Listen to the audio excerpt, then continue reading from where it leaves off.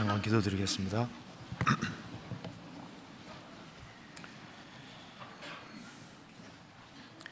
자비로우신 우리 아버지 하나님 감사합니다. 마땅히 형벌받을 수밖에 없는 저희들을 주의 보배로운 피로 구속해 주시고 하나님 자녀로 삼아 주시고 하나님의 크신 은혜와 사랑 가운데 소망을 가지고 살게 해주신 것을 감사합니다. 여기에 하나님의 크신 은혜와 사랑을 입은 사람들이 한자리에 같이 모였습니다. 이 시간 주 성령께서 함께 해주시고 우리의 마음을 열어주시고 살아계신 하나님의 말씀의 뜻을 바르게 깨달아 알 수 있도록 도와주시고 또 말씀 가운데 살아갈 수 있도록 힘과 지혜와 용기를 더욱 허락해 주옵소서.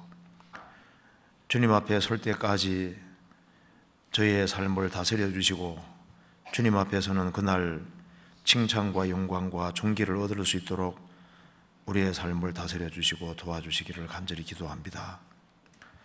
특별히 해외 선교하는 그 모든 손길에 주의 크신 은혜와 사랑으로 함께해 주시고 주의 역사와 능력을 더욱 나타내 주옵소서. 오늘 모든 시종 주 성령께서 두루 역사해 주시고 이 말씀이 성령님의 도우심으로 영혼 깊이 새겨질 수 있도록 역사해 주옵소서. 주 예수 그리스도 이름으로 기도하옵나이다. 아멘. 읽겠습니다.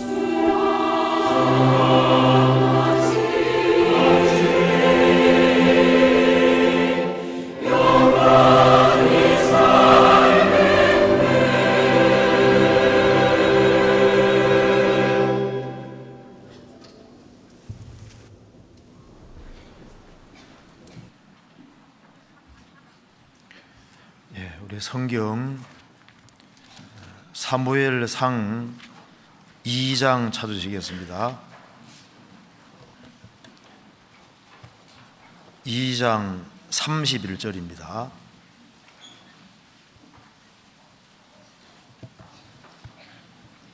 사무엘상 2장 31절 제가 읽겠습니다. 보라, 사무엘상 2장 411페이지입니다. 보라, 내가 내 팔과 내 조상의 집 팔을 끊어 내 집에 노인이 하나도 없게 하는 날이 이를지라.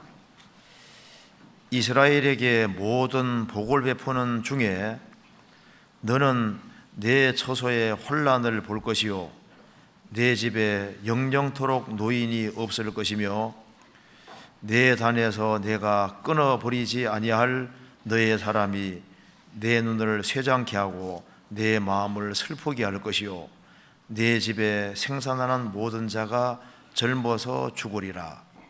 내 두 아들 홈니와 비느하스가 한 달에 죽으리니 그 둘에 당할 그 일이 내게 표징이 되리라.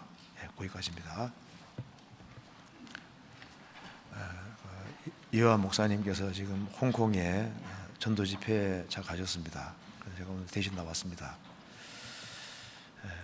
오늘은 여기 좀 무서운 내용 같이요. 31절에 보라, 내가, 하나님이 내 팔과, 여기 내가 엘리 대제사장입니다. 엘리 제사장 내 팔과 내 조상의 집 팔을 끊어 내 집에 노인이 하나도 없게 하는 날이 이를지라. 이 본문이 참 무시무시한 본문이라고 할 수 있습니다. 그래서 하나님께서 엘리 제사장의 팔과 내 조상의 집 팔을 끊어 내 집에 노인이 하나도 없게 하는 날이 이를지라. 이렇게 아주 무시무시한 말을 여기 기록을 하고 있습니다. 이 당시에 엘리는 사사인 동시에 대제사장이었습니다.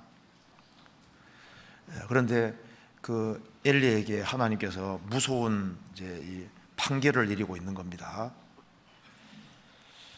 내가 너의 팔을 끊고 내 조상의 치부의 팔을 끊을 것이다. 이 팔을 끊는다 그 말은 한쪽 팔만 끊어줘도 힘이 없어지는데 양쪽 팔을 다 끊으면은 이제 무능력하게 될 걸 말하는 겁니다. 그 집안이 망할 것을 말하는 겁니다. 그래서 엘리 제사장, 이 제사장이 잘못함으로써 그 엘리 제사장뿐 아니라 집안 식구들이 같이 망하게 된 겁니다.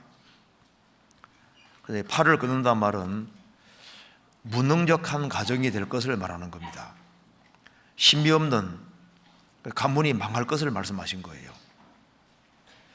그럼 저게 하나님께서 이 팔을 끊으시는 그런 사람들이 있다면은 또 팔을 강하게 하시는 그런 사람과 가문도 있을 거 아니에요. 그래서 이걸 같이 한번 생각을 해봐야 되겠습니다. 그러면 여기에 내가 내 팔과 내 조상의 집 팔을 끊어, 오늘 이 제목으로 좀 생각을 해보겠습니다. 하나님께서 팔을 끊으실 때 이게 참 무서운 얘기라고 할 수 있는데, 하나님이 팔을 끊어버리는 사람이 있는가 하면은 팔을 강하게 하는 사람도 있는 겁니다. 그러면 이 핵심 키가 어디에 있을까요? 핵심 키는 바로 30절에 답이 나와 있습니다. 30절을 같이 한번 읽어보겠습니다. 그러므로 이스라엘의 하나님 나 여호와가 말하노라. 내가 전에 내 집과 내 조상의 집이 내 앞에 영영히 행하리라 하였으나 이제 나 여호와가 말하노니 결단코 그렇게 아니하리라.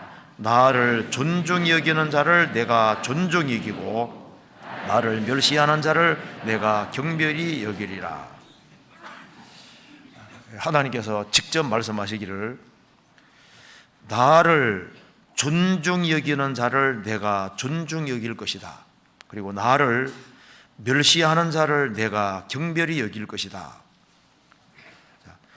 하나님을 멸시하는 자를 내가 경멸히 여기신다. 그 경멸히 여기시는 것이 무엇으로 나타나냐 하면은 팔을 끊는 것으로 나타나는 겁니다. 엘리 제사장이 하나님을 멸시했다 그 말입니다. 하나님을 멸시하는 자를 내가 경멸히 여긴다고 말씀하시면서 경멸히 여기는 표현으로 내가 너의 팔과 내 조상의 집의 팔을 끊을 것이다. 그러니까 팔을 끊는다는 것은 심이 없는 가문으로 만들어버리는 거예요. 가문이 몰락하는 걸 말하는 겁니다. 그래서 하나님을 멸시하기 때문에 하나님께서 그 사람과 그 집안이 같이 망하도록 이제 그렇게 하나님께서 하셨습니다. 그래서 이 팔을 끊으신다. 그 말은 무능력하게 된다는 그런 뜻입니다. 자, 그래서 그러니까 이제 여기 핵심을 우리가 알 수 있는 것이 하나님을 존중히 여기는 사람이 있는가 하면은 하나님을 경멸히 여기는 사람이 있는데 하나님을 존중히 여기는 사람은 하나님께서 그 팔을 강하게 만드시고 그 사람과 그 집안 그 모든 자기 주변에 있는 그 모든 사람을 주님께서 흥하게 하시는 겁니다. 반대로 하나님을 멸시하는 사람은 그 사람과 그 집안이 같이 망할 것을 말씀하신 겁니다. 그래서 팔을 끊으신다는 것은 그렇게 무능력한 그런 가정으로 만드실 것을 말씀하신 겁니다. 자, 그래서 이 엘리도 이제 하나님을 멸시한 사람에 속하고 그 엘리의 아들들은 아주 더 심각했습니다. 그래서 이 엘리와 이 엘리의 아들들의 그 행동을 보면은 우리가 어떻게 살아야 될지를 알 수가 있다 그 말입니다. 그래서 나를 멸시하는 자를 내가 경멸히 여기리라. 하나님을 멸시한 대표적인 사람이 여기에 먼저는 엘리의 아들들이고 그 다음에 엘리 제사장이라고 얘기를 하고 있습니다. 자, 엘리의 아들들은 여호와를 경멸히 여긴 대표적인 케이스입니다. 그 엘리의 아들들을 한번 봅시다. 12절에 2장 12절. 자, 어떻게 하는 것이 하나님을 경멸히 여기는 것인지를 봅시다. 12절. 엘리의 아들들은 불량자라 여호와를 알지 아니하더라. 엘리의 아들들은 불량자라고 했습니다. 이 벨리알, 그러니까 이제 이게 타락한 사람이다.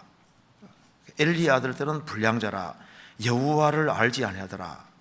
즉 엘리 대제사장, 이스라엘 사람들 중에서 엘리 대제사장은 제일 높았고 그리고 그 아들들이니까 하나님에 대해서 가장 잘 알 수 있는 가장 좋은 위치에 있고 환경이 있었던 거예요. 그런데 여호와를 알지 아니하더라. 그래서 여호와를 멸시했다. 어떻게 하는 게 멸시하는 거냐 하면은 믿지 않는 것이 여호와를 멸시하는 것이 되는 겁니다. 그래서 12절에 여호와를 알지 아니하더라. 믿을 수 있는 충분한 기회가 주어졌으면은 결국에는 끝까지 안 믿는 사람으로 남은 겁니다. 여호와를 알지 아니하더라. 그래서 구원을 끝까지 스스로 거부하는 사람은 여호와를 멸시하는 사람이 되는 겁니다. 신약 시대도 마찬가지입니다. 하나님께서 예수 그리스도를 내려주셨고 우리를 위해서 그 비싼 대가를 지불하셨음에도 불구하고 끝까지 구원을 거절하는 사람, 그 모든 사람들은 여호와를 멸시하는 사람이 되는 겁니다. 그래서 여호와를 알지 아니하더라. 하나님을 무시하고 살아가는 사람들, 그런 사람은 여호와를 멸시하는 사람이 되는 겁니다. 로마서 2장에서 말씀하시기를 홍내가 하나님의 인자하심이 너를 인도하여 회개케 하심을 알지 못하여 그의 용납하심과 길이 참으심의 풍성함을 멸시하느뇨. 하나님의 오래 참으심, 하나님의 인자하심이 작용해서 회개시키려고 하는데 끝까지 회개치 않는 사람은 여호와를 멸시하는 사람이다 그 말입니다. 그래서 다만 내 고집과 회개치 아니하는 마음을 따라 진노의 날 곧 하나님의 의로우신 판단이 나타나는 그날에 임할 진도를 내게 선도다. 고집을 부릴수록 진도가 점점 더 쌓여가는 겁니다. 이 엘리의 아들들은 끝까지 안 믿는 길을 택하는 겁니다. 예수님은 세상에 오셔서 십자가에서 피를 흘리셨고,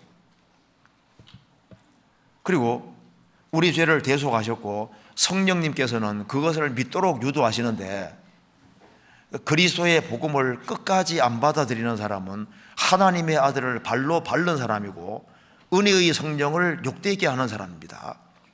그 사람의 당연히 받을 형벌이 얼마나 더 크겠냐 생각하라는 말씀대로 여기에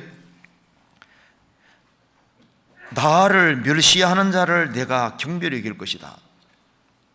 그래서 하나님을 인간이 멸시할 수 있다는 것은 놀라운 거지 않습니까? 여호와를 알지 아니한 사람, 구원을 끝까지 거절하는 사람, 그런 사람은 여호와를 멸시하는 사람이 되는 겁니다. 레위기 26장에서도 나의 규례를 멸시하면은 내가 이런 형벌을 내릴 것이다.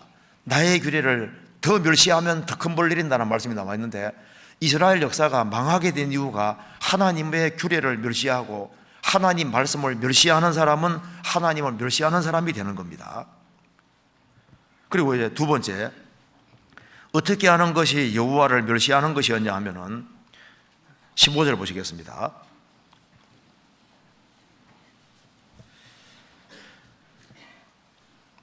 15절 기름을 태우기 전에도 제사장의 사환이 와서 제사 드리는 사람에게 이르기를 제사장에게 구워 드릴 고기를 내라. 그가 내게 삶은 고기를 원치 아니하고 날 것을 원하신다 하다가 그 사람이 이르기를 반드시 먼저 기름을 태운 후에 내 마음에 원하는 대로 취하라 하면 그가 말하기를 아니라 지금 내게 내라. 그렇지 아니하면 내가 억지로 빼앗으리라 하였으니 그 소년들의 죄가 여호와 앞에 심히 크면 그들이 여호와의 제사를 멸시하며더라. 하나님께 제사 드릴 때 먼저 하나님께 드려야 되는데 갈고리로 하나님께 드려야 될 것을 먼저 자기가 탁 낚아채는 겁니다. 먼저 갈고리로 딱 낚아채어서 가져가 버리는 거예요. 그래서 항상 먼저는 하나님이 되어야 되는데, 먼저는 모든 것이 하나님께로 돌아가야 되는데 자신이 먼저 취해가는 것은 여기에 여호와를 멸시하는 것이라고 했습니다. 그래서 하나님 우선주의가 아니면은 하나님을 멸시하는 것이 되는 겁니다. 먼저 하나님께 돌아가야 될 것을 자신이 취하면은 그걸 가리켜서 나를 멸시했다, 여호와의 제사를 멸시했다, 하나님께 드려질 것을 인간이 취해가는 겁니다. 그래서 모든 인본주의 입장에 서 있는 사람들은 여호와를 멸시하는 사람이 되는 겁니다. 자기 중심으로 살아가는 모든 사람들은 여호와를 멸시하는 겁니다. 1, 2 대제사장이 있고 그 아들들이 제사장들인데 그 제사장들이 여호와를 무시할 뿐 아니라 알지 아니할 뿐 아니라 하나님께 먼저 드려야 할 것을 자신이 먼저 취해가 가서, 그러니까 하나님께서 멸시했다. 이렇게 말을 했습니다. 그리고 세 번째로 13절 보시겠습니다. 그 제사장들이 백성에게 행하는 습관은 이러하니 곧 아모 사람이 제사를 드리고 그 고기를 삶을 때 제사장의 사환이 손에 새살고리를 가지고 와서 낚아채 갔지 않습니까? 그러니까 여기에 그 제사장들이 백성에게 행하는 습관은 이러하니라. 이게 단회적인 행동이 아니었던 겁니다. 습관적으로 한 번이 아니라, 그러니까 한 번이면 이게 우발적일 수도 있는데 이건 고의적인 겁니다. 고의적. 습관적으로 하나님을 알지 아니할 뿐더러 먼저 하나님께 드려질 것을 자신이 먼저 취해가는데 이거 습관적으로 취해가는 거예요. 그러니까 이거 상습범이다 그 말입니다. 상습적으로 행할 때 나를 멸시하는 자다. 그래서 하나님께서 내가 그를 경멸히 여길 것이다. 상습이었던 겁니다. 성경 몇 군데 찾아봅시다. 시편 55편 보시겠습니다.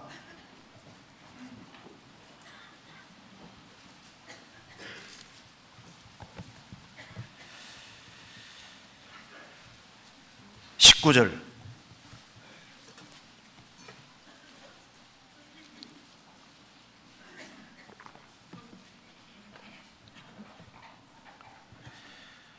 태고적부터 계신 하나님이 들으시고 셀라. 변치 아니하며 하나님을 경외치 아니하는 자에게 보응하시리로다. 태고적부터 계신 하나님이 들으시고, 여기서 끊어지는 겁니다. 셀라는 들어 올린다 그런 뜻입니다. 그러니까 이게 시가 일종의 노래인데요, 현악에 맞춘 노래라고 1절 앞에 되어 있는데 이제 이 부분 태고적부터 계신 하나님이 들으시고, 이쪽은 약간 올려서 노래하는 겁니다. 셀라. 그리고 이제 끊고 변치 아니하며 하나님을 경외치 아니하는 자. 그러니까 하나님을 경외치 아니하는데 변치 아니하며 하나님을 경외치 않는 자. 그러니까 지속적으로 하나님을 경외치 않는 겁니다. 계속해서 하나님 반대편을 걸어가면서 하나님을 경외치 아니하는 상습적인 사람들, 그런 사람들에게는 하나님께서 보응하실 것이다. 그게 하나님을 경멸하는 것이 되는 겁니다. 그리고 여기 시편 68편 보시겠습니다. 21절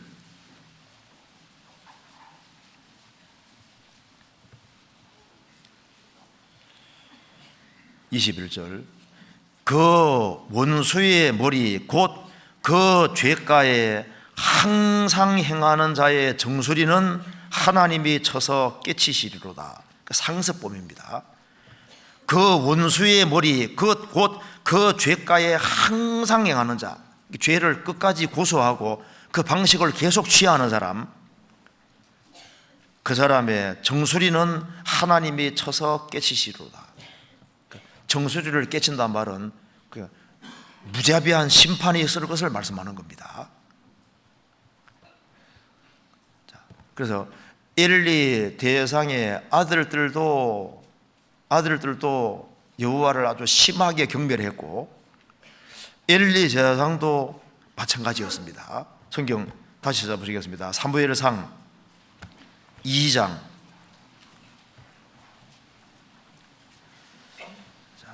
어떻게 하는 것이 하나님을 경멸하는 것이었냐면 29절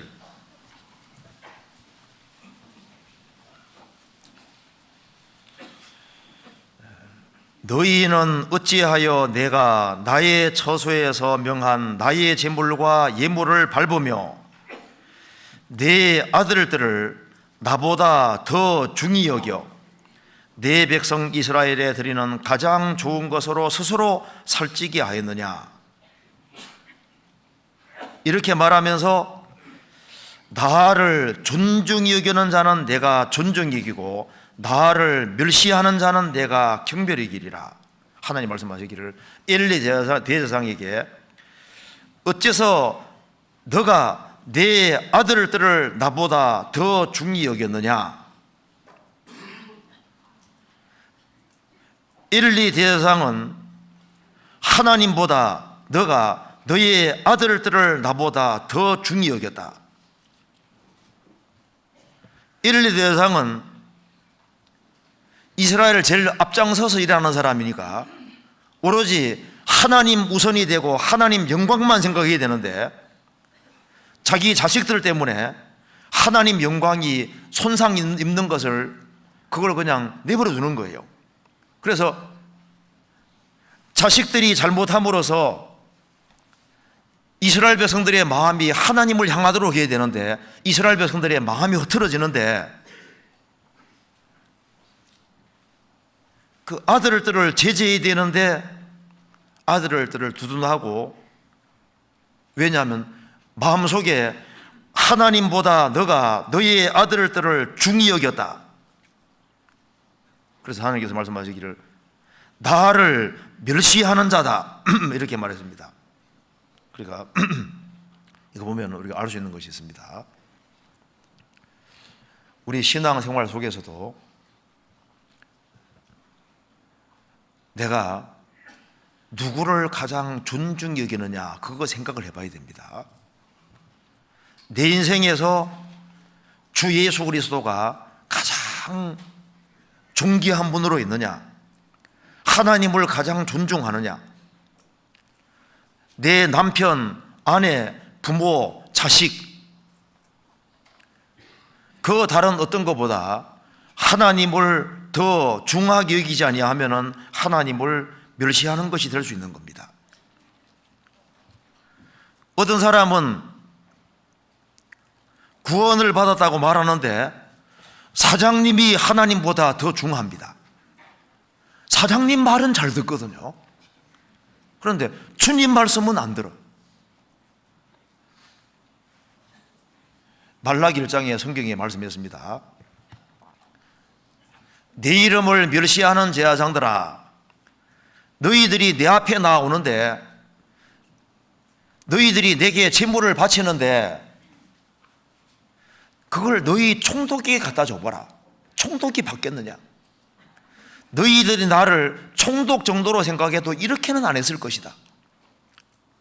내가 아비일진데 너희들이 나를 공경함이 어디 있느냐? 너희들이 나를 너희 아버지 정도로만 생각해도 나를 이렇게는 대하지 않았을 것이다. 하나님은 아버지가 아니고 총독이 아니다 그 말입니다. 엘리 대제사장은 하나님 앞에 책망을 받았는데 내 아들들을 나보다 더 중히 여겼다.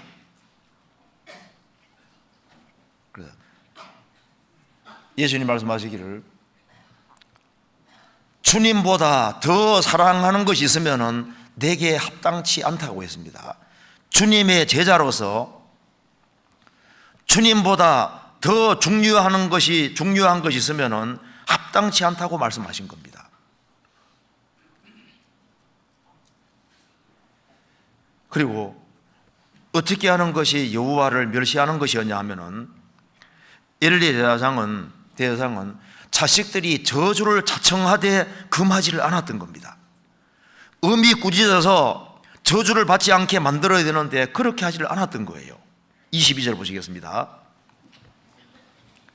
22절 엘리가 매우 늙었더니 그 아들들이 온 이스라엘에게 행하는 모든 일과 회막문에서 수종드는 여인과 동침하였음을 듣고 그들에게 이르되 너희가 어찌하여 이런 일을 하느냐? 내가 너희의 악행을 이 모든 백성에게서 듣노라. 내 아들아 그리하지 말라. 내게 들리는 소문이 좋지 아니하니라. 너희가 여호와의 백성으로 범죄케 하는도다. 사람이 사람에게 범죄하면 하나님이 판결하시려니와 사람이 여호와께 범죄하면 누가 위하여 강구하겠느냐 하되 그들이 그 아비의 말을 듣지 아니하였으니 이는 여호와께서 그들을 죽이시기로 작정하셨음이 어떠라.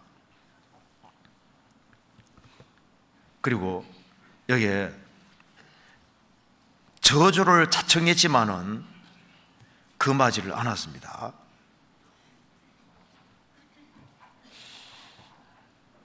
왜냐하면 하나님 백성들이 흐트러지는데 자식들 때문에 하나님 백성으로 범과하게 하는데도 불구하고 내버려 두는 것 봐요. 엘리 아들들이 합당하지 않게 행할 때 처음부터 아주 단호하게 꾸짖어서 이게 딱 제자리에 둘러놓아야 되는데 그렇게 하지 않았습니다. 그래서 자식 농사를 망친 거잖아요. 자식을 책망하지 않고 말로만 다 이러는 것 봐요.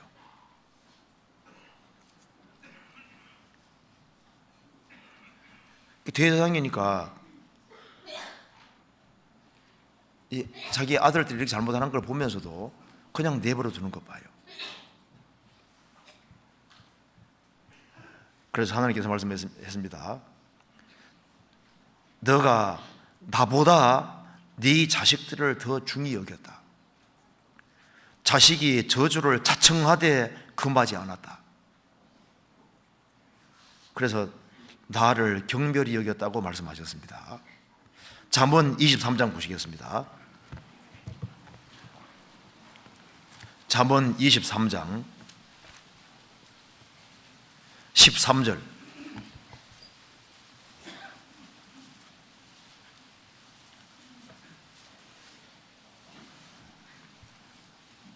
제가 읽겠습니다.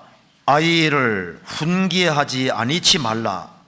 책찍으로 그를 때릴지라도 죽지 아니하리라.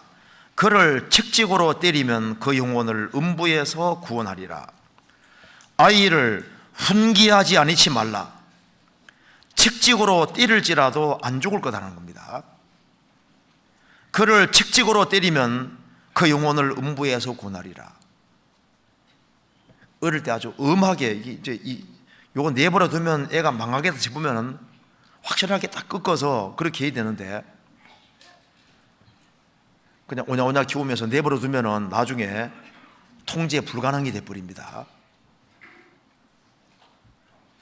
그 엘리 제사장은 그 아들들을 너무나도 이제 귀하게 여겨서 그냥 이렇게 합당치 않게 행해도 내버려 둔 것 같아요. 그러니까 이제 합당치 않게 아주 담대하게 점점 행하는 것 봐요.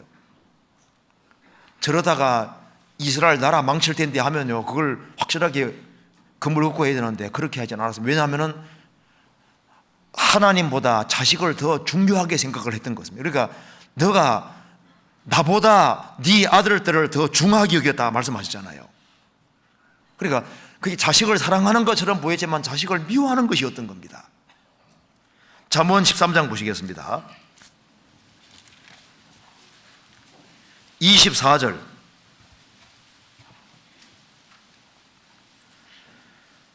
초다를 참아 못하는 자는 그 자식을 미워함이라. 자식을 사랑하는 자는 근실히 징계하느니라. 자녀가 잘못하는데 매를 때리지 못하는 사람은 그 자식을 사랑하는 것이 아니라 미워함이라. 자식을 사랑하는 자는 근실히 징계하느니라. 요즘 이게 오냐오냐 키우는데 나중에 크면은 통제 불능이 됩니다. 특별히 초등학교 시절에 사춘기 들어가기 전에 딱 이제 붙잡아서 조금씩 지나가면 머리 커지면요 막 엄마에게 대들고 말 안 듣거든요. 잠언 29장 봅시다. 29장 17절 한번 같이 읽어보겠습니다. 17절 같이 읽겠습니다. 내 자식을 징계하라. 그리하면 그가 너를 평안하게 하겠고 또 내 마음에 기쁨을 주리라. 내 자식을 징계하라. 그리하면 그가 너를 평안하게 하겠고 귓길로 안 갈 테니까 내 마음에 또 내 마음에 기쁨을 주리라. 그리고 이제 엘리 제사장이 여호와를 사실 경멸했던 겁니다. 근데 그 키가 어디 있냐면 엘리 여상은 좀 게을렀어요. 그래서 이 게으른 것은 여호와를 경멸하고 있다는 증거가 되는 겁니다. 하나님을 섬기는 사람이 게으른 건 합당하지 않습니다. 그래서 이 의자 얘기가 많이 나오는 사람이 누군지 아시죠? 엘리 여상. 그러니까 엘리 여상은 항상 앉아 있어요. 그래서 결국은 앉아 있다가 어떻게 됐습니까? 뒤로 자빠져 죽었잖아요. 목뼈 부러졌습니다. 그리고 너무 뚱뚱해서, 왜 너무 뚱뚱했을까요? 안 움직이는 거예요. 그러니까 이제 엘리 여상이 나를 경멸히 여기는 자를 내가 경멸히 여긴다. 어떻게 경멸히 여겼냐 하면은 안 움직였거든요. 게을렀던 겁니다. 그래서 이 게으른 사람은 잘 생각해 봐요. 내가 혹시 게으름 때문에 하나님을 경멸히 여기는 것이 아닌가 생각을 해봐야 됩니다. 잠언 1장 보시겠습니다. 잠언 1장, 사무엘상 1장 1장 9절에 보시겠습니다.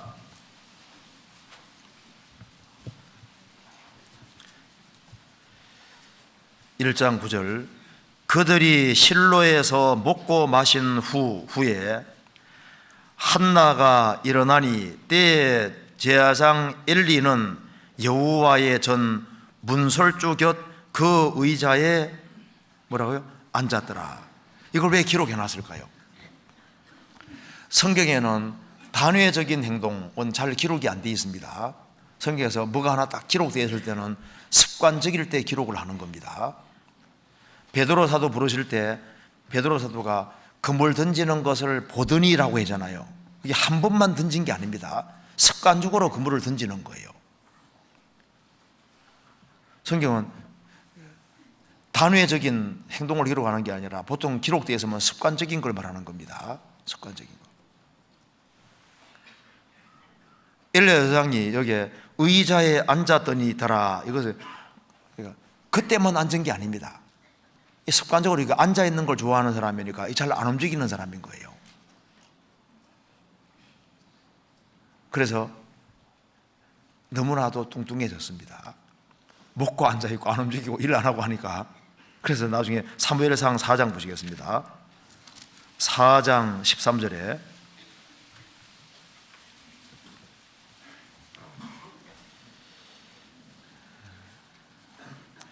그가 이럴 때 엘리가 길곁 자기 의자에 앉아 기다리며 그 마음이 여호와의 괴로 인하여 떨릴 저음이라. 그 사람이 성에 들어오며 고함에 온 성이 부르짖는지라. 엘리의 두 아들들이 이제 전쟁터에 하나님의 법궤를 가지고 가서 그것 때문에 엘리 여상이 이제 아주 심히 떨리는 상태입니다. 하나님 법궤를 가지고 갔으니까, 마음대로 가져갔으니까 얼마나 큰일 난 거예요. 17절.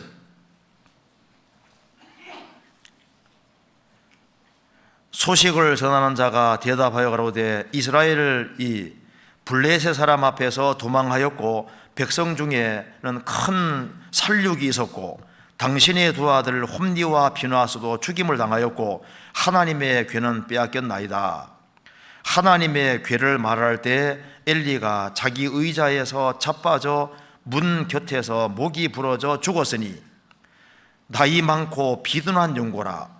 그가 이스라엘 사사가 된 지 40년이었더라. 의자 얘기가 계속 나오죠. 그리고 엘리는, 제사장은 의자에 시작해서 의자로 끝나는 사람이잖아요. 그러니까 엘리 제사장이 좀 더 부지런하고 좀 더 활동적이었다면 인생이 달랐을 겁니다. 어릴 때 자녀를 더 근실하게 이렇게 신경 쓰고 했다면 이런 불행한 역사가 없게 되는 거예요. 그래서 이렇게 여호와를 멸시한 결과는 사무엘상 2장 31절.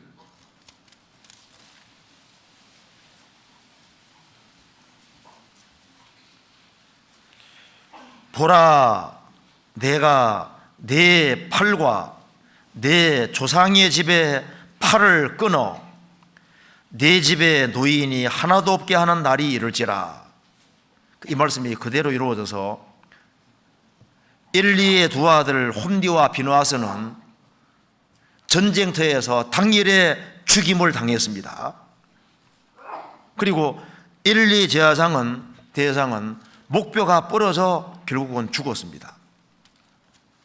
그래서 내 팔을 자를 것이다, 무능력한 제사장으로 이름을 남겼습니다.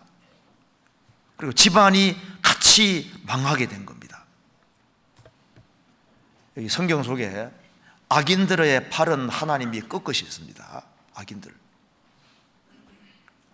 성경 시편을 보시겠습니다.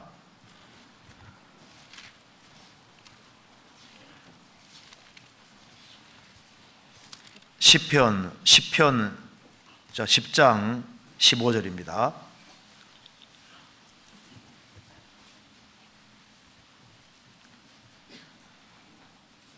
15절에 악인의 팔을 꺾으소서, 악한 자약을 없기까지 사소서. 악인의 팔을 꺾으소서. 끝까지 아까운 데 행하는 사람은 하나님께서 팔을 꺾으시고 끊어버립니다. 그 예가 성경에 얼마든지 나와 있죠. 여로보암은 솔로몬이 죽은 이후에 북이스라엘을 차지하게 됩니다. 남유다는 솔로몬의 아들 르호보암이 차지하고, 두 지파 차지하고, 열 지파는 여로보암이 차지하게 됩니다.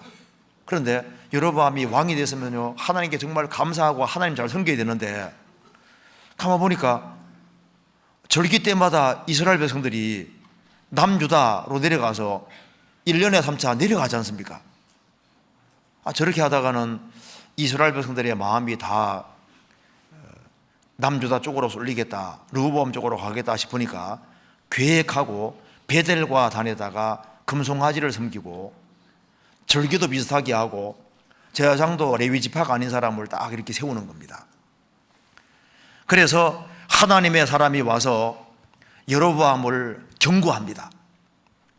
경고하니까 저놈 잡아라 하고 이제 얘기를 하니까 하나님이 손을 마르게 만드셨습니다. 그래서 하나님께 간절히 구해서 하나님이 손을 회복시켜 주셨는데, 그럼에도 불구하고 그는 다시 옛날로 돌아가서 하나님의 경고를 무시함으로 그 집안 전체가 완전히 망하게 되는 일이 생기게 된 겁니다. 열왕기상 13장 보시겠습니다. 열왕기상 13장 33절.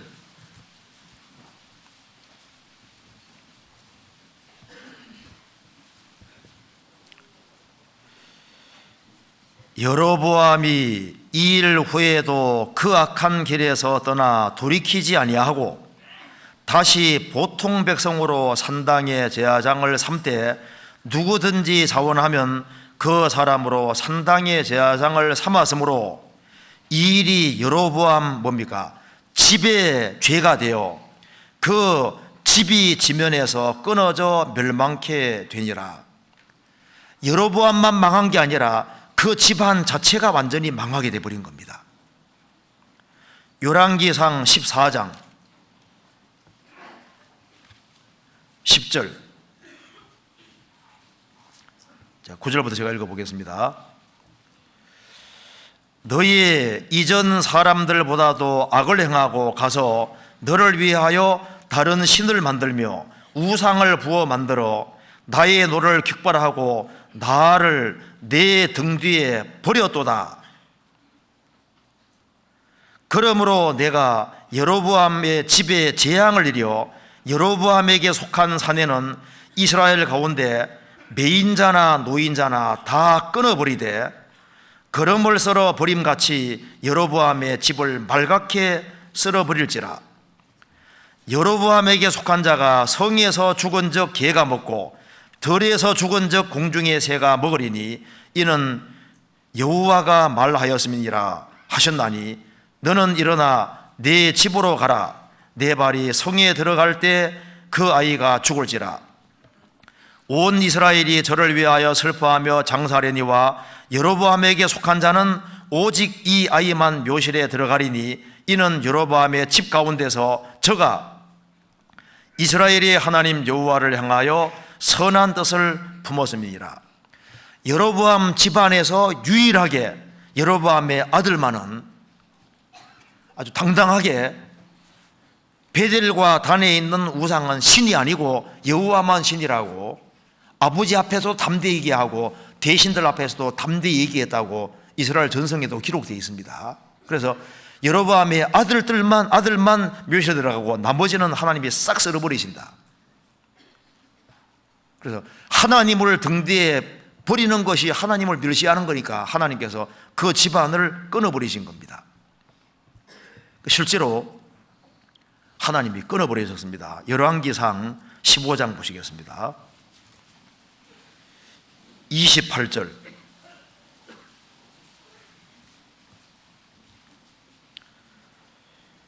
유다왕 아사 제13년에 바사가 나답을 죽이고 대신하여 왕이 되고 왕이 될 때 여로보암의 온 집을 쳐서 생명 있는 자를 하나도 남기지 아니하고 다 멸하셨는데 여호와께서 그 종 실로 사람 아이야로 하신 말씀과 같이 되었으니, 이 말씀대로 여로보암의 온 집이 완전히 같이 망해버렸습니다. 그리고 아합도 마찬가지죠. 아합은 이세벨을 아내로 맞이하고 이 하나님을 섬겨야 될 백성들로 바알과 아세라를 숭배하게 만들었습니다. 그래서 이 아합과 그 집안 식구가 같이 완전히 망하게 된 겁니다. 열왕기하 9장 보시겠습니다.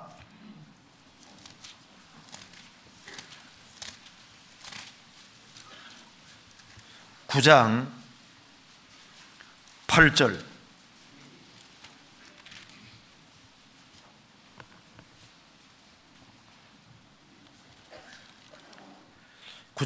제가 읽겠습니다.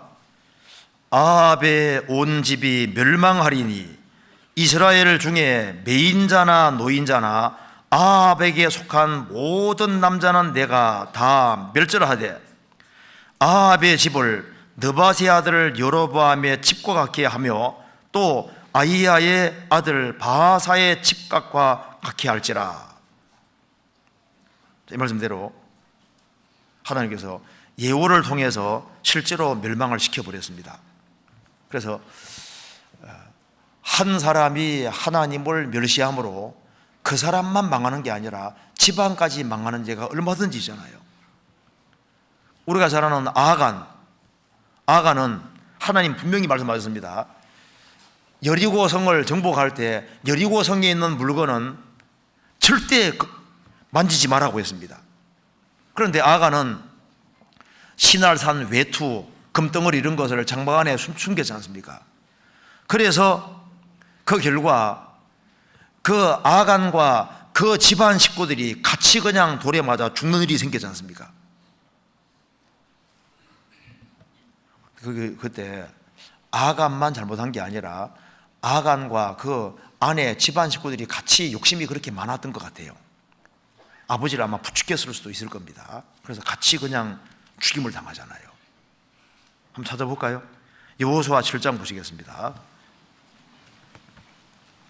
여호수아 7장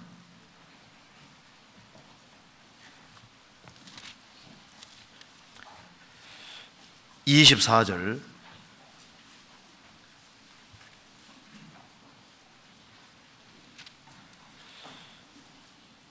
제가 읽겠습니다. 여호수아가 이스라엘을 모든 사람으로 더불어 세라의 아들 아간을 잡고 그 은과 외투와 금덩이와 그 아들들과 딸들과 소들과 나귀들과 양들과 장막과 무릇 그에게 속한 모든 것을 이끌고 아골 골짜기로 가서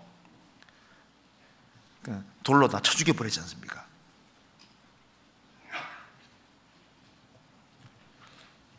그리고 다니엘을 모함한 사람들, 다니엘을 모함해서 다니엘이 사자굴에 들어가게 되는데 하나님이 사자 입을 막아서 다니엘은 무사히 살아남았습니다. 그래서 다니엘을 모함하는 사람들은 그 모함하는 사람들과 처자같이 같이 사자굴에 집어넣는데 땅에 닿기도 전에 사자들이 다 찢어버리잖아요. 그러니까 다니엘을 그렇게 죽이고자 했던 사람은 그 사람과 그 집안 식구들이 같이 망했습니다. 모세를 대적한 고라당 같이 그냥 땅이 열어서 하나님이 땅속에 집어넣어 버리지 않습니까?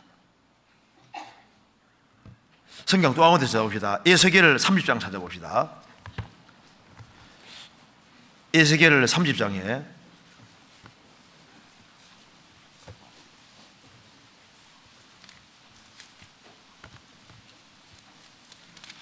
(30장) 20절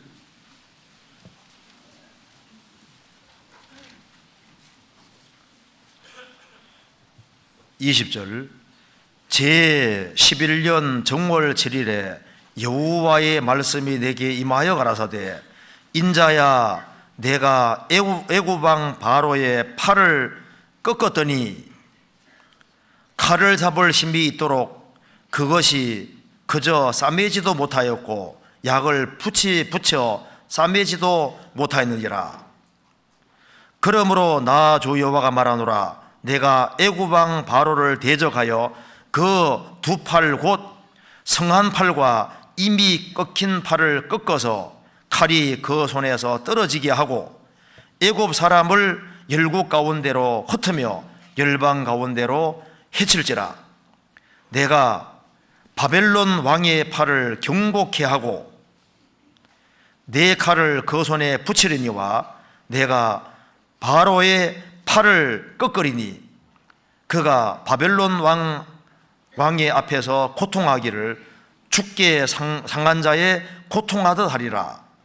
내가 바벨론 왕의 팔은 들어주고 바로의 팔은 떨어뜨릴 것이라. 여기까지 보면은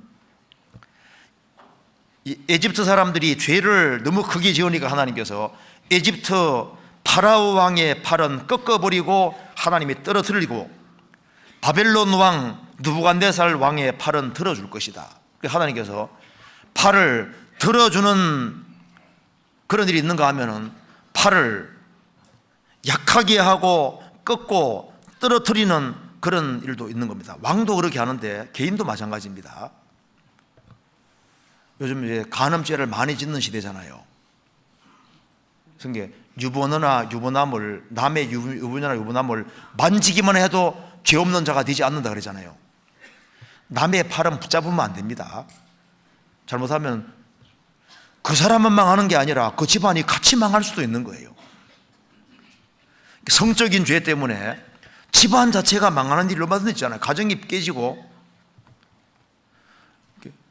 술 때문에도 술 때문에 자기만 망하는 게 아니라 자기 집안 자체가 망하는 일이 얼마든지 있지 않습니까? 가정생활을 바르게 하지 않아서 그 가정이 그 사람만 망하는 게 아니라 집안 자체가 같이 망할 수도 있는 겁니다. 연결되어 있는 거예요. 그래서 여호와를 멸시하는 자는 하나님께서 그 사람 팔과 그 집안의 팔을 끊어버릴 것이다. 주님 망하게 하실 거 말씀하셨으니까 그러면 이제 인생을 어떻게 살아야 될지 알 수 있잖아요. 우리가 구원받은 게 확실하다면은 여호와를 존중히 여기는 자는 하나님이 존중히 여기신다고 분명히 말씀하셨습니다. 성경 찾아봅시다. 사무엘상 2장 30절 중간입니다.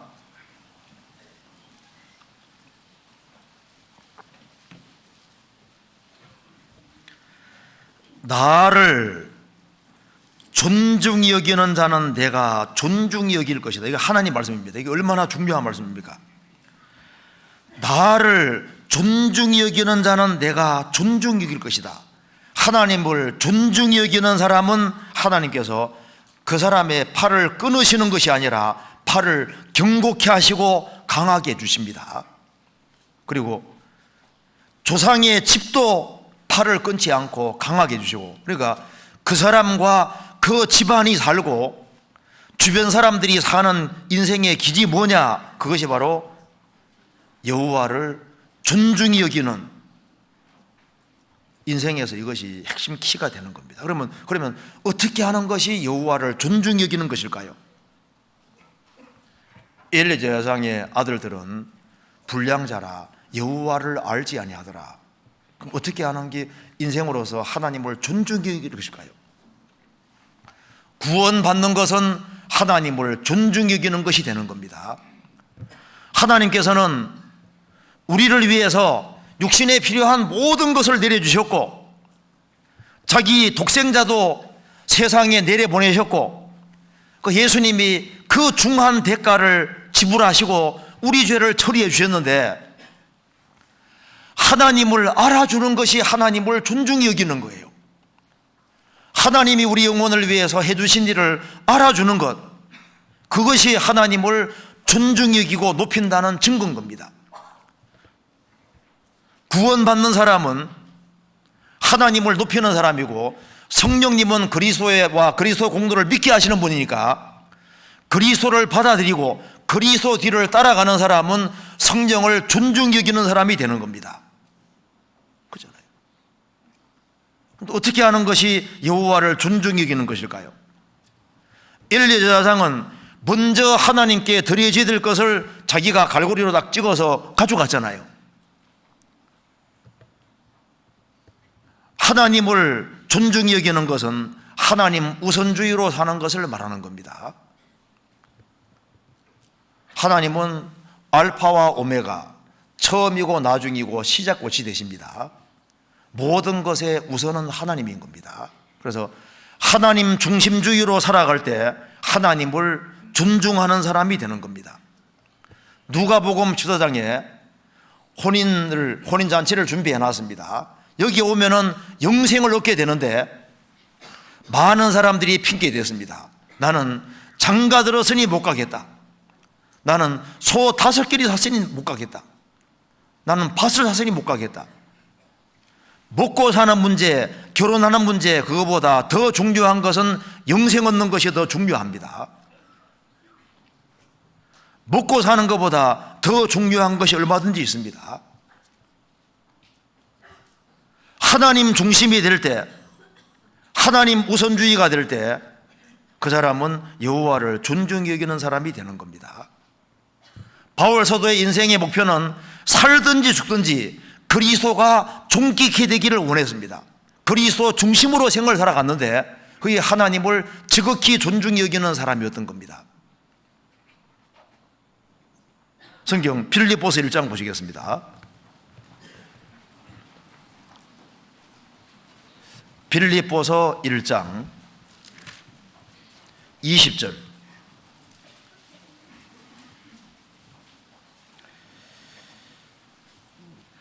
나의 간절한 기대와 소망을 따라 아무 일에든지 부끄럽지 아니하고 오직 전과 같이 이제도 온전히 담대하여 살든지 죽든지 내 몸에서 그리스도가 존귀되게 하려 하나니 이는 내게 사는 것이 그리스도니 죽는 것도 유익함이니라.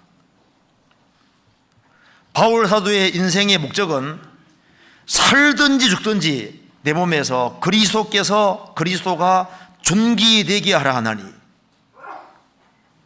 그리스도 중심으로 살아가는 겁니다. 하나님 우선주의로 살아가는 겁니다. 하나님을 존중히 여기는 것이 되는 겁니다. 하나님을 위해서 포기할 것을 과감히 포기하는 것도 하나님을 존중히 여기는 게 될 겁니다. 제가 어제 국민일보 신문에 보니까 이제 이런 것이 나와 있는데 한번 제가 읽어드릴게요. 이게 좀 마음에 들어가지고 읽어드릴게요. 나는 300가지의 꿈을 꾸고 299개는 버렸습니다. 중략. 그런데 나를 만든 건 바로 이 기어코 이룬 한 개의 꿈이 아니라 그 299개의 덧없는 버려준 꿈이었지요. 이걸 보면은 나는 300가지 꿈을 꾸고 299개는 버렸습니다.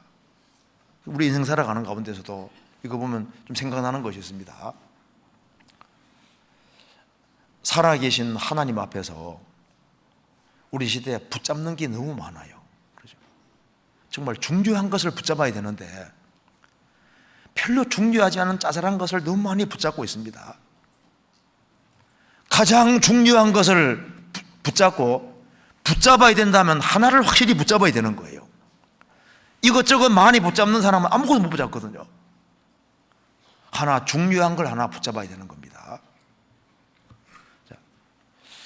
백백이 이런 제로란 말이잖아요. 온갖 것을 다 가지고 있는데 그리스도가 없어. 이 사람 인생 빵점이다 그 말입니다. 아무것도 없는데 그리스도 있으면 100점 다 있는 겁니다. 제로 플러스 1은 100이라고. 제일 중요한 것을 붙잡아야 되는 겁니다.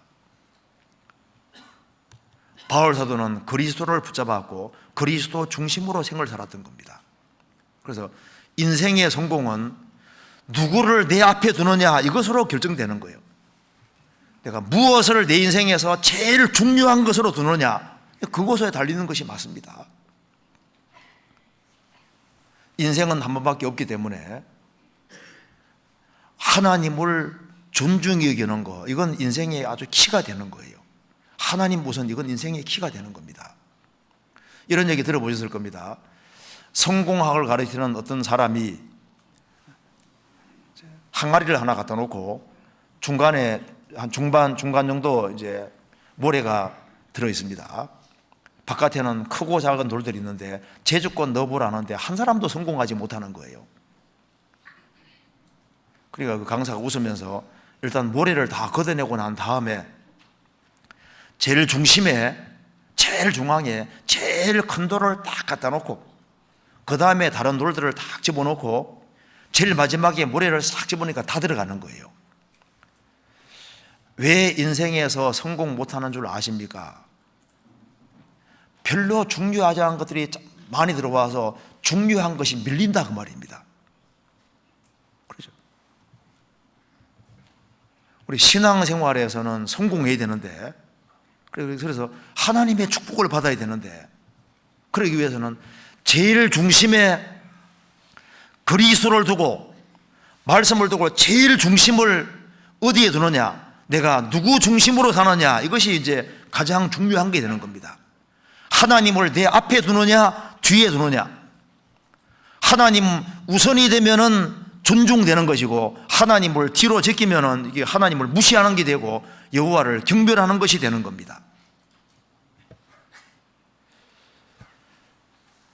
그래서 내가 하나님 우선주의로 산다는 분명한 증거가 뭐냐 하면은 물질 생활을 바르게 해야 됩니다.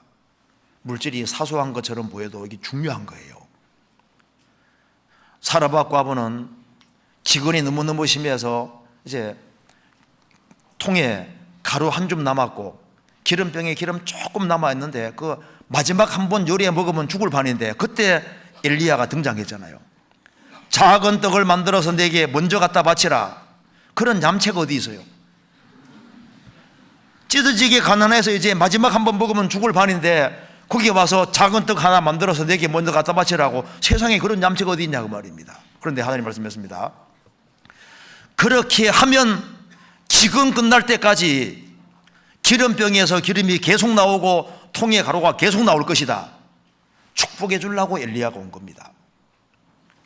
그래서 그 말씀대로 하니까 기름병에 기름이 계속 나오고 통에 가루가 계속 나오잖아요. 우리가 헌금 생활 이런 것은 여유가 있어 하는 게 아닙니다. 여유가 없기 때문에 헌금 생활을 더 바르게 하려고 해야 되는 거예요. 하나님의 도우심으로 살아야 되기 때문에. 그래서 나는 하나님을 존중히 여긴다 말은 하는데 물질 생활은 바르게 하지 않습니다. 그 돈 쓰는 거 보면 그 사람을 알 수 있다는 말이 맞는 겁니다. 사람은 자기가 중요하게 여기는데 돈을 쓰게 돼 있거든요. 자식이 병이 들었다. 그럼 뭐 모든 거 팔아서라도 고치려고 하잖아요. 왜? 자식이 중요하니까. 그래서 하나님은 내 인생에서 얼만큼 중요한 위치 차지하냐고 말입니다.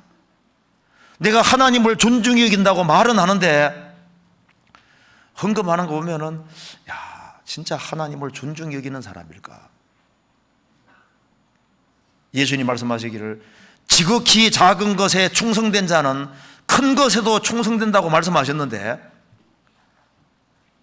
재물에 충성하지 않는 사람이 하나님을 충성하고 하나님을 존중히 여긴다고 하는 것이 정말 맞는 얘기일까?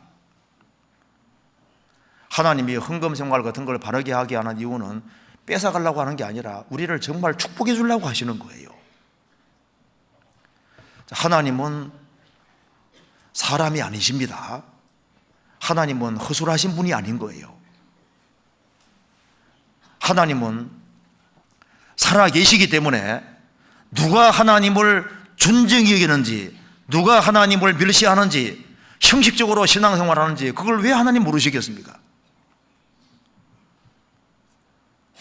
하나님은 사람이 아니십니다.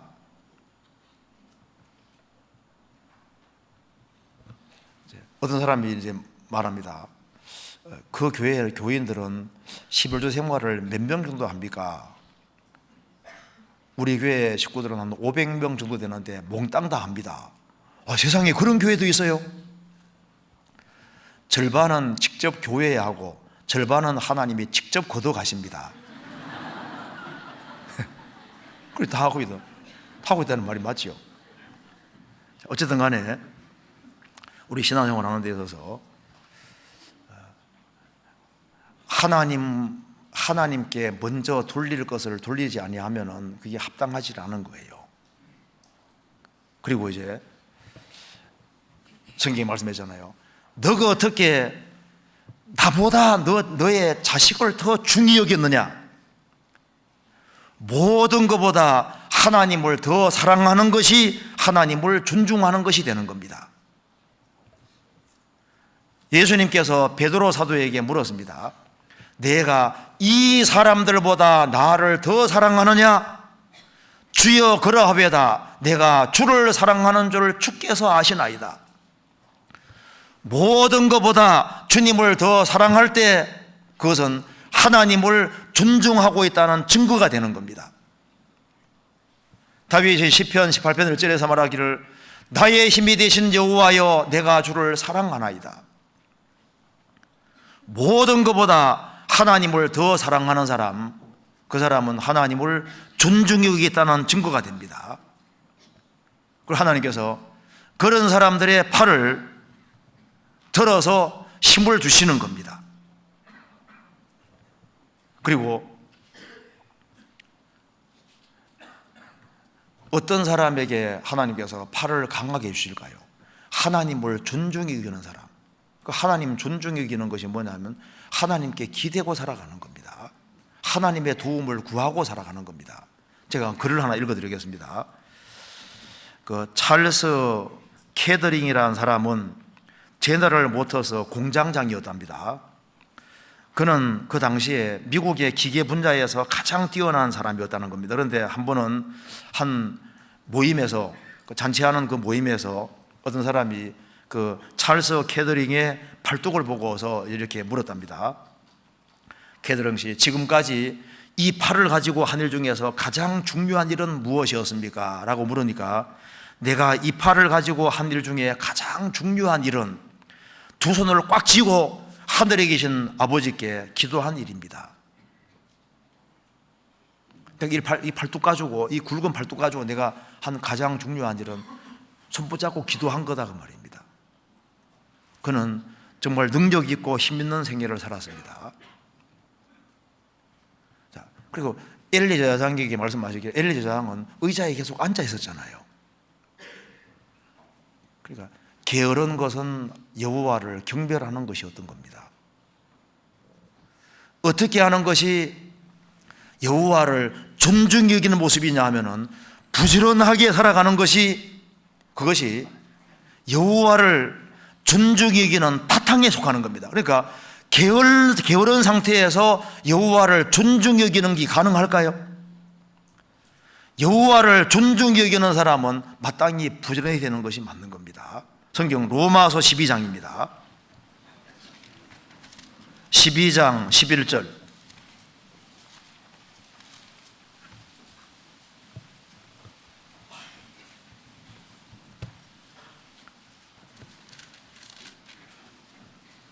12장 11절 같이 읽겠습니다. 부지런하여 게으르지 말고 열심을 품고 주를 섬기라. 엘리야 제사장은 의자에 자주 주로 앉아 있었습니다. 그는 좀 게을렀던 것이 확실합니다. 주님을 섬기기 위해서는 부지런하여 게으르지 말고 열심을 품고 주를 섬기라. 게을러지면 잠이 자꾸 늘어납니다. 좀 더 자자, 좀 더 졸자. 게을러지면은 행동이 느려지고 핑계거리가 많아지고, 그리고 게으른 사람은 순종의 길을 걷지 않게 됩니다. 게으른 사람은 머리만 뺑글뺑글 돌리기 때문에 자기가 교만해지고 있는데도 못 깨달을 수 있습니다. 게으른 사람은 신앙에서 불리한 위치에 있는 것이 되는 겁니다.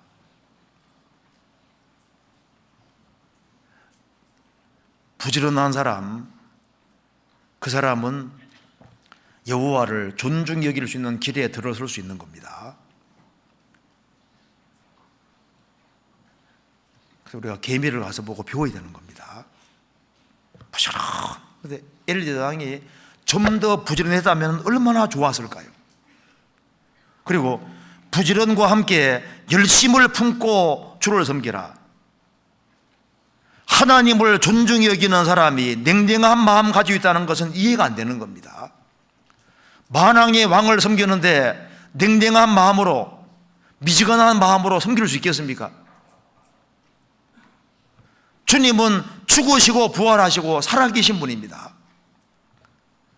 보아스가 룻을 위해서 얼마나 열심을 낸지가 룻기에 기록이 되어 있는데, 주님은 우리를 위해서 정말 열심을 내셔서 열심으로 가득하셔서 구원을 완성하시고 지금도 부지런히 배후에서 일하시고 계십니다. 우리도 주님을 참으로 존중히 여긴다면 정말 누구보다도 성실하게, 근실하게 열심히 살아야 되는 것이 맞는 겁니다. 한가하면은 죄로 달려가기가 쉬운 거예요. 엘리야 제사장의 아들들은 습관적으로, 상습적으로 죄를 지었습니다. 하나님을 존중히 여기되 꾸준한 것이 필요한 겁니다. 습관화되는 것이 필요합니다. 성경에 현숙한 여인은 원래 히브리어로는 이게 팔뚝이 굵은 여자입니다. 그러니까 일 잘하는 여자, 아주 부지런하게 말보다가 행실을 보이고 몸을 부지런히 움직이는 그런 사람을 여기에 원래 현숙한 여인으로 표현이 되어 있습니다. 그러니까 부지런한 사람들, 그것이, 그리고 습관적으로 뭐든지 꾸준하게 되어져야만 그게 주님 볼 때 아주 귀한 것이라고 할 수 있는 겁니다. 자, 그래서 여기에 주님을 존중히 여기는 사람은 주님께서 팔을 끊으시는 것이 아니라 팔을 실제로 강하게 해주십니다. 우리가 잘 아는 다니엘과 세 친구, 다니엘은 16살 나이에 바벨론 포로 잡혀왔습니다. 그런데 그때 왕의 진비를 먹을 것이냐 말 것이냐 하는 그런 중요한 기로에 놓여 있었습니다. 왕의 진비 속에 레위기 11장을 어기는 그런 음식이 들어있으니까 하나님 말씀을 어기고 살 것이냐 지키고 살 것이냐, 그 기로에 섰을 때 다니엘은 여호와를 경배하는 사람, 존중히 여기고 하나님 말씀을 존중히 여기는 사람이기 때문에 하나님 말씀을 지키고 살기로 마음의 결심을 굳혔습니다. 다니엘의 세 친구도 마찬가지입니다. 그래서 하나님께서 이 다니엘과 세 친구에게 지혜 주셔서 바벨론의 사람들보다 10배나 더 많은 지혜 주셨다 했는데, 그 10배라는 말이 손 10개라는 뜻입니다, 원래. 그러니까 한 사람, 10사람이 한 몫을 한 사람이 한다는 뜻입니다. 10배나 뛰어났다는 말이 10사람이 할 것을 한 사람이 할 수 있었다 그 말입니다. 주님이 그들의 팔에 힘을 주셨습니다. 그래서 사드락, 메삭, 아벤노고의 하나님이 되고, 그리고 다니엘의 하나님이라고 성경에 나와 있잖아요. 하나님은 사드락, 메삭, 아벤노고의 하나님, 그리고 다니엘의 하나님이 됐던 겁니다. 하나님이 팔을 강하게 하시는데 우리의 주님의 팔은 능력의 팔인 겁니다. 욥기 40장 찾아봅시다. 욥기 40장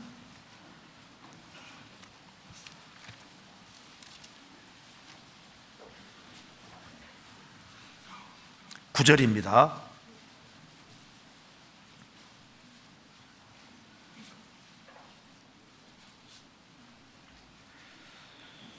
제가 읽겠습니다. 내가 하나님처럼 팔이 있느냐? 하나님처럼 우렁차게 울리는 소리를 내겠느냐? 내가 하나님처럼 팔이 있느냐? 능력의 팔이 있느냐? 하나님처럼 우렁차게 울리는 소리를 내겠느냐? 하나님의 팔은 능력의 팔이시기 때문에 욥이 시련을 잘 통과하니까 하나님께서 욥에게 배은하 축복해 주셨습니다. 욥의 집안이 망하는 것처럼 보였지만은 아니었습니다. 주님께서 배은하 축복해 주시고 강하게 만드셨습니다. 왜? 우리 주님의 팔은 능력의 팔이기 때문에 그렇습니다. 그래서 이 하나님의 팔이 어디로 가느냐에 따라서 그 인생이 아주 강하게 되기도 하고 약하게 되기도 하는 거예요. 야곱, 이스라엘이 요셉의 두 아들을 축복할 때 오른쪽에 므낫세 장남을 두고 왼쪽에 에브라임을 뒀습니다. 찾아뒀는데 축복할 때 어떻게 했는지 아시죠? 팔을 어금맞게 떨어져 나오지 않습니까? 그러면서 형보다 동생을 하나님이 더 축복해 주셨습니다. 그래서 므낫세보다 에브라임을 주님이 더 번창하게 만들어 주신 거예요. 주님의 팔이 어디로 움직이냐에 따라서 능력이 달라지게 되는 겁니다. 엘리 제사장이 합당하지 않게 행하니까 하나님께서 하나님의 능력의 팔을 물리시니까 아주 무능력한 가정이 되어버리지 않습니까? 성경 창세기 49장 보시겠습니다.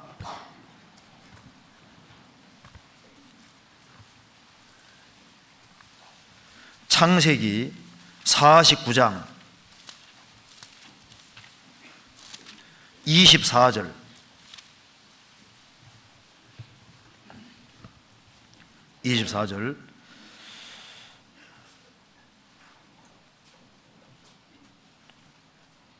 제가 읽겠습니다.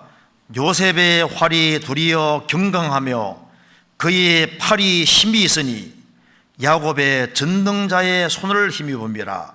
그로부터 이스라엘의 반석인 목자가 나도다. 이 말씀에서 요셉의 활이 도리어 경강하며 그의 팔이 힘이 있으니, 엘리 제사장 주님께서 팔을 끊어버리셨지만은 요셉은 그의 팔이 힘이 있었다. 야곱의 전능자의 손을 힘입음이라. 그럼 왜 하나님께서 요셉은 이렇게 힘이 있게 만드셨을까요? 요셉은 22절에 말한 대로 요셉은 무성한 가지, 샘 곁에 무성한 가지라. 그 가지가 담을 넘어도다. 요셉은 하나의 가지에 불과합니다. 가지란 말은 평범한 사람이었다가 말입니다. 그래서 요셉에게 10명 형들이 있는데 10명 형들이 봤을 때 요셉은 초라해 보이는 거예요. 별거 아니다 그 말입니다. 그런데 요셉이 왜 이렇게 힘 있는 삶을 살았고 팔이 힘이 있었냐 하면은 야곱의 전능자의 손을 힘입니다. 그러면 하나님께서 왜 요셉의 팔에 힘을 주셨을까요? 그는 하나님을 존중히 여기는 사람이었습니다. 나를 존중히 여기는 자를 내가 존중히 여길 것이다. 하나님을 존중히 여긴다는 것이 무엇으로 표현됐냐 하면은 그는 순종의 사람이었다는 거 아시잖아요. 야곱의 12아들이 있는데 12아들 중에서 아버지에게 가장 순종적인 사람은 누군지 아시죠? 요셉. 아버지가 심부름을 시키는데 어떻게 104km를 가냐 그 말입니다. 헤브론에 있었는데 형들이 양을 치러 세겜으로 갖고 도단까지 갔는데 세겜 아버지 심부름을 위해서 세겜에 가서 형들이 없으니까 도단까지 가서 아버지 심부름을 하지 않습니까? 키로수가 104km거든요. 왜 성경 거기 기록되었냐 하면은 요셉은 특별히 순종해서 뛰어난 사람이었던 겁니다. 그러면 그가 왜 아버지에게 그렇게 순종하는 길을 택했을까요? 읽어보면 요셉은 하나님을 존중히 여기는 사람이기 때문에 순종하는 거예요.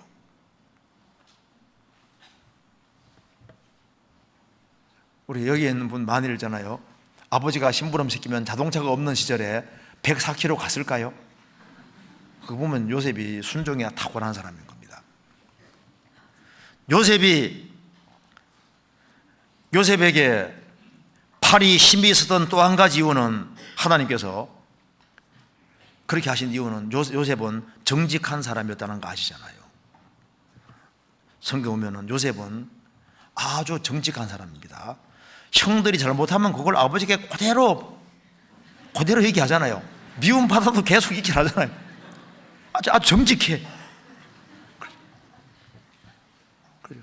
그리고 이제 요셉이 그 에집트에 내려가서도 요셉이 정직하다는 이유가 감옥에 있었을 때 그 고관 대작 두 사람이 들어온 거잖아요.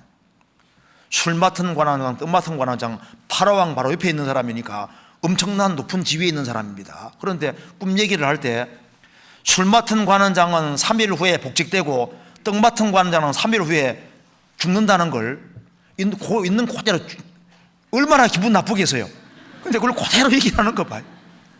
그리고 요셉 식구들이 이제 지금피해서 에집트 내려왔을 때 왕 앞에 가면 직업이 뭐냐고 물을 텐데 양치는 직업은 에집트 사람들이 가장 여기는 직업인데 솔직하게 우리는 대대로 목축했다고 솔직하게 얘기하라고 나오잖아요. 그래서 당신들은 고센 땅에 살게 될 겁니다. 요셉은 정말 정직한 사람이었습니다. 하나님께서 그에게 큰 능력 주신 이유가 뭐냐면 그는 정직했습니다. 그리고 정직의 길을 걸어갔던 겁니다. 하나님은 정직하신 주시기 때문에 정직한 자에게는 하나님의 교통이 있고 정직이기 때문에 하나님께서 그를 귀하게 사용하시고 그에게 능력 주신 겁니다. 요셉은 하나님을 존중히 여기기 때문에 악을 멀리했습니다. 보디발 아내가 밉게 생겼을까요? 매력 있게 생겼을까요? 매력이 없다면 마귀가 택하지 않았겠죠. 유혹이 될 수 있는 상황인데 내가 어떻게 하나님께 득죄하리이까? 그런 하나님을 정말 경외하고 하나님을 두려웠기 때문에 그래서 악을 벗어날 수 있었고 그것 때문에 억울한 누명 쏘고 감옥까지 가게 됐던 겁니다. 그런데 그는 성경에 나와 있잖아요. 가나안 땅에서도 성실했고 보디발의 집에 잡혀가서도 거기에서도 성실했고 감옥에서도 성실했고 왕이 되고 그 총리가 되고 난 이후에도 얼마나 성실하게 살았습니까? 그는 성실한 사람이었습니다. 무엇보다도 중요한 것은 그는 하나님이 넣어주시는 꿈을 믿었던 겁니다. 너는 장차 치리자가 될 것이다. 위대한 사람이 될 것이다. 그 약속의 말씀을 믿었던 거예요. 그는 하나님을 존중했기 때문에 하나님께서 그 사람에게 함께 하셨고 그의 발이 힘이 있으니 그의 발이 힘이 있게 만들어 주신 겁니다. 성경 한번 찾아봅시다. 출애굽기 7장 보시겠습니다. 7장 19절.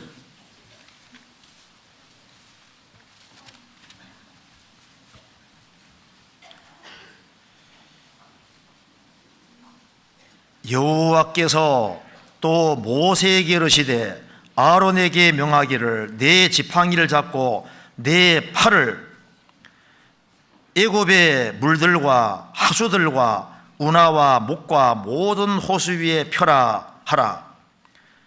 그것들이 피가 되리니 애굽 온 땅에와 나무 그릇에와 돌 그릇에 모두 피가 있으리라. 이 모세가 팔을 들어서 에집트에서 나일강물이 피가 되게 만들었습니다. 출애굽기 8장 5절 6절에서도 모세가 팔을 펴니까 강들과 운하에서 막 개구리가 쫙 올라오게 했고, 그러니까 이 모세의 팔이 힘이 있었던 이유가 뭐냐 하면은 이사야 63장 12절에 보면은 하나님의 영광의 팔을 모세의 오른손과 함께 하셨다. 그러니까 그 모세 팔 배후에 뭐가 있었습니까? 영광의 하나님의 팔이 함께 하셨던 겁니다. 여호수아의 팔이 힘이 있었던 이유는 하나님이 함께 하셔서 그런 거예요. 삼손의 팔이 힘이 있었다는 거 아시죠? 사자를 그냥, 젊은 사자를 그냥 붙잡아서 쫙 찢어버리잖아요. 그 팔이 힘이 있습니다. 나중에 불순종함으로 눈이 빠졌지만은 감옥 안에서 회개하고 블레 사람을 물리치고 죽일 때 두 기둥을 딱 붙잡아서 기둥 무너뜨려서 이제 죽였는데, 그가 죽였을 때, 살았을 때 죽인 자보다 죽었을 때 죽인 자가 많았더라. 오늘날 블레셋 사람들의 그 발굴되는데 신전 같은 거 만들 때 기둥 꼭 2개를 받치도록 되어 있습니다. 2군데서나 발견됐거든요. 그래서 기둥을 이렇게 돌이 있고 그 위에 나무식으로 딱 되어 있어서 기둥을 힘이 쓰면은 기둥만 2개 딱 무너뜨리면 건물이 다 무너지게끔 그렇게 되어 있습니다. 발굴됐잖아요. 이 삼손의 팔도 힘이 있었습니다.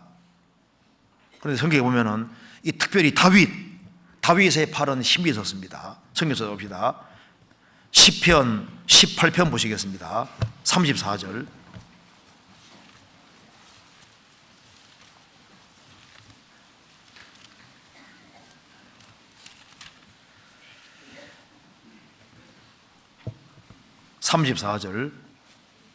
제가 읽겠습니다. 내 손을 가르쳐 싸우게 하시니 내 팔이 놋활을 당기도다. 놋활을 당기려면은 천하 장사가 아니면은 놋활을 당길 수 없어요. 그러니까 삼손이, 이제 다윗이 사자와 싸워 이기고 골리앗과 싸워 이길 때 주님이 그 사람 손에 큰 힘을 주신 거예요. 내 팔이 놋활을 당기도다. 주님이 아주 특별한 힘을 주신 겁니다. 그럼 그가 왜 이렇게 힘이 있었냐 하면은 시편 89편 21절에 말씀하기를 하나님의 팔이 그를 힘있게 한다는 말씀이 기록되어 있습니다. 하나님께서 하나님을 존중히 여기는 사람, 하나님을 경외하는 사람, 그런 사람들은 팔을 강하게 하시는 겁니다. 팔을 강하게 하면은 그 팔이 힘있게 되는 거예요.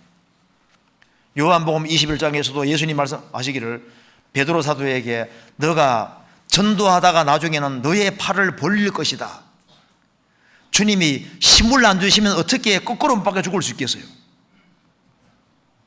주님이 특별하게 힘을 주시는 사람들이 있습니다. 그래서 하나님을 존중히 여기는 거하고 그것이 그 사람과 그 집안이 연결되어 있는 거예요. 한 사람이 잘못함으로 그 사람과 그 집안이 같이 망할 수 있는 것처럼 하나님을 존중히 여기는 사람은 그 사람뿐 아니라 그 집안까지 강하게 될 수 있는 겁니다. 이사야 22장에 보면은 엘리야김이 주 안에서 아주 바르게 살으니까 엘리야김을 모시라고 표현하면서 엘리야김이 바르게 살아가니까 모세 온갖 종류의 그릇을 거는 것처럼 엘리야김 한 사람 때문에 그 집안 전체가 다 사는 것이 나와 있잖아요. 연결되어 있는 겁니다. 잠언 3장 33절을 보시겠습니다. 3장 33절 같이 읽어보겠습니다. 3장 33절. 악인의 집에는 여호와의 저주가 있거니와 의인의 집에는 복이 있느니라. 여기 악인과 집은 연결되어 있습니다. 악인의 집에는 여호와의 저주가 있거니와 의인의 집에는 복이 있느니라. 여호와를 경외하고 존중히 여기는 사람은 그 사람뿐 아니라 그 사람의 집에 뭐가 있느냐? 여호와의 복이 있는 겁니다. 사무엘하 6장 보시겠습니다. 사무엘하 6장 11절.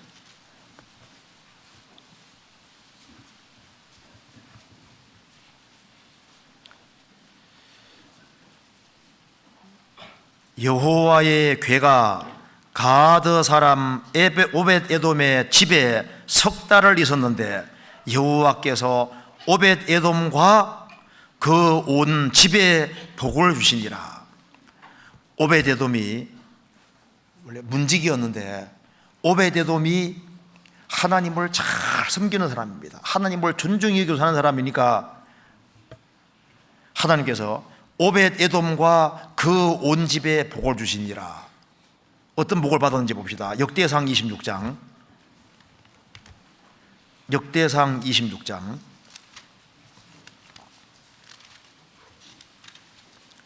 4절.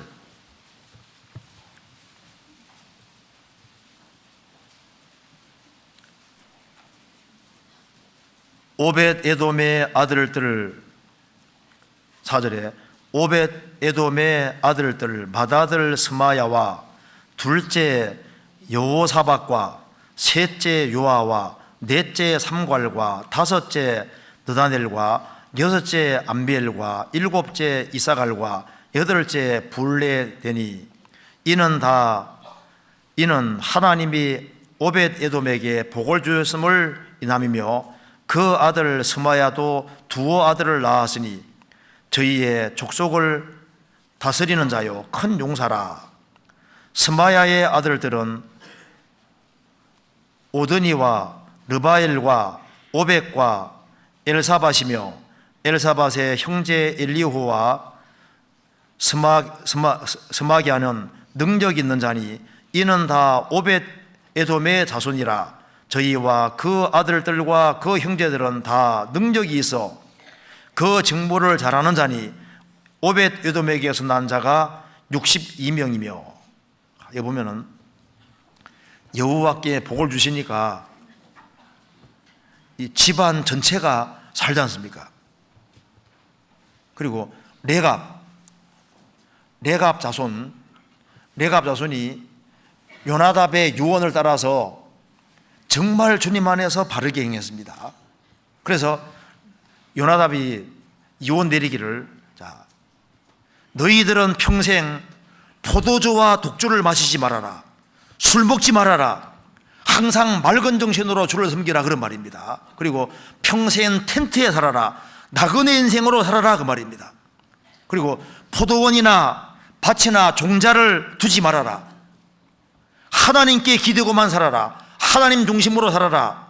그래서 평생 목축하며 생활을 살았습니다. 그래서 그 유언을 따르고 살아가는 그 집안이 정말 하나님께서 복을 주셨고, 그래서 그 레갑 자손이 나중에는 베다게렘에 살았다고 느헤미야 3장에 나와 있습니다. 베다게렘이 바로 베들레헴 옆이잖아요. 그래서 예수님이 탄생하셨을 때 밤에 양을 치던 사람들이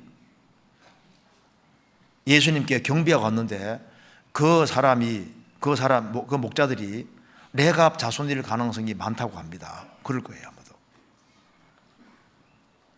그러니까 하나님을 존중히 여기는 사람은 주님이 존중히 여기십니다. 고넬료가 하나님을 존중히 여기니까 고넬료 집안 전체가 복이 왔잖아요. 오네시베로가 바울 사도가 감옥에 있을 때 부지런히 찾아다녔습니다. 그래서 디모데후서 1장에 나와 있습니다. 하나님이여 오네시모로의 집에 긍휼을 베풀어 주십시오. 그러니까 집안이 연결되어 있는 겁니다. 그리고 하나님께서 팔을 강하게 해주는 사람은 그 주변 사람들의 팔도 강하게 해줄 수 있는 거예요. 그래서 하나님이 팔을 강하게 해주시느냐 약하게 하시느냐, 그거는 딱 하나에 달려있는 겁니다. 여호와를 존중히 여기느냐, 거기에 달려있는 겁니다. 그래서 우리가 알 수 있는 것이 있습니다.